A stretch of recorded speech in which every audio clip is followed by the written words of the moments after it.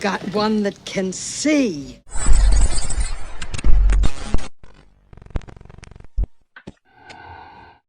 Here's another angle that I wanted to bring up. You guys know I did the video the other day where over there in Iran, they're all standing in the streets holding signs to kill Trump, and pictures of Trump and Netanyahu with bullseyes on their head and stuff. And Trump issued a statement saying that if Iran even attempted to assassinate him, or did it, either one, there was 1,000 missiles aimed at Iran, and then 1,000 more would come after that. But I want to look at another angle.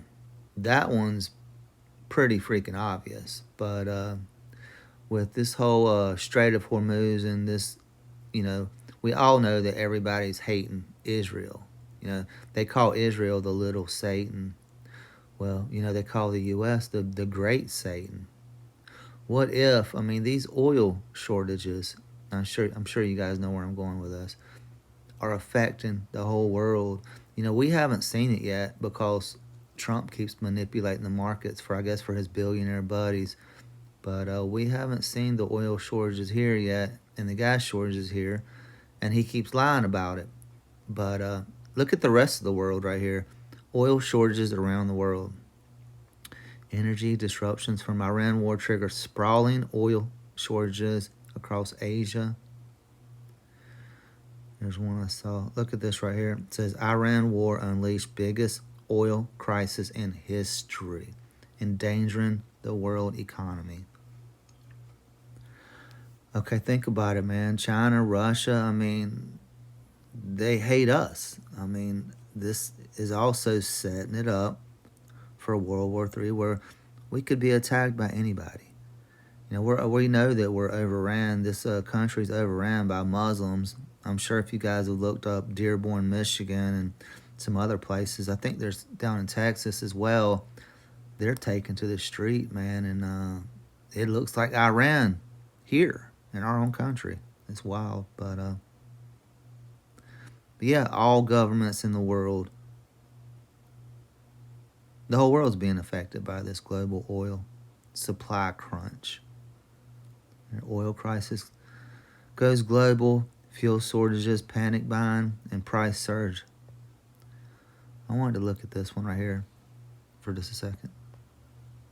With war in the Middle East disrupting how the world gets its energy, the impact is being felt thousands of miles away. And nowhere is the shock more acute than in Asia. Shortages of oil and gas have triggered protests in India and rationing in Bangladesh. There are long lineups for fuel. So, think about this, man. And we all know that perception is reality. But the whole world, all these people that are, waiting in these huge lines that can't get oil, gas, they're all thinking that this is the United States' fault. And obviously it is, but they're all in on it together. They have to bring chaos to a level that's going to spark something, either where the restrainer's taken out of the way, or somebody's going to do something, or they need an excuse for somebody to do something. But if they need an excuse, this is the biggest excuse I've ever seen, and I'm 53 years old. But this little so-called war is basically devastating the whole world, and they're saying it in history. From Pakistan to Cambodia to Vietnam, Sri Lanka shortened work weeks to save electricity, and Thailand's news anchors ditched their suit jackets to avoid using air conditioning. Energy emergency. In the Philippines, the president declared a national energy emergency to stave off what the International Energy Agency has described as the largest supply disruption in the history of the global oil market. Everybody in the United States has their head in the sand, man, watching the World Cup and all this. And that's another thing, man. If this world's in this much crisis, so we have the World Cup where every nation come together and play a game together, kind of like the whole Antarctic Treaty, where we're fighting, we hate each other, this and that, but yeah, we can all come together for the penguins in Antarctica. kind of crazy to me. Here, let's check out another one real quick. Let's see. That's too long right there. The coming crisis. Trying to find a short one.